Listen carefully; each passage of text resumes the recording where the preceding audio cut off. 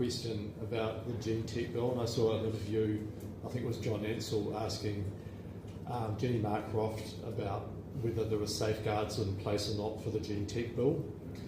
And she said they'd voted for it without the safeguards in place, but that was always the agreement, the coalition agreement was to only vote for it if the safeguards are in place.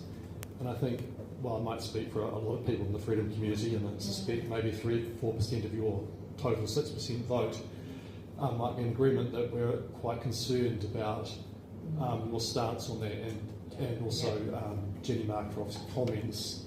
Are you able to give us an update on that and what's happening there in that space? Yeah, absolutely. So, and this is where I know it's the coalition agreement is why we're so strongly about the coalition agreement. The wording in the coalition agreement is significantly important to us. So the coalition agreement says that we will look at liberalising on the basis that health and environment is protected and those safeguards are in place. The progression of the bill to first reading was when we went through the first reading, that's when our concerns were most noted. So we're fully aware of the risks this bill represents, not only to the health component, we want the health safeguards in place, but also to our reputation internationally as our economic markets, and to the human health safeguards that need to be put in place. We are not satisfied at this point with what is in the bill. And Winston has said that, he received the petition out in the full court of Parliament. He said that categorically.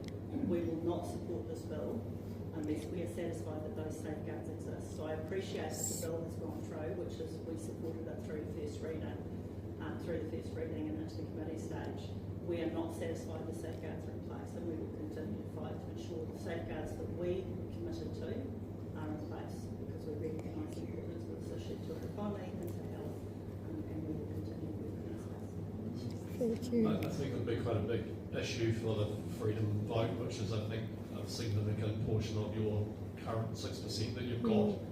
I mean, my recommendation for me, and I might speak for others, is that this whole thing is canned, and then hopefully you get back in again, renegotiate. The freedom movement doesn't want any of it, to be honest. We don't want gene therapy, we don't want mRNA vaccines, we don't want our crops to be polluted with Monsanto's modified pollen and so on. I mean, it's, as I say, once you've gone down that route, you can never go back.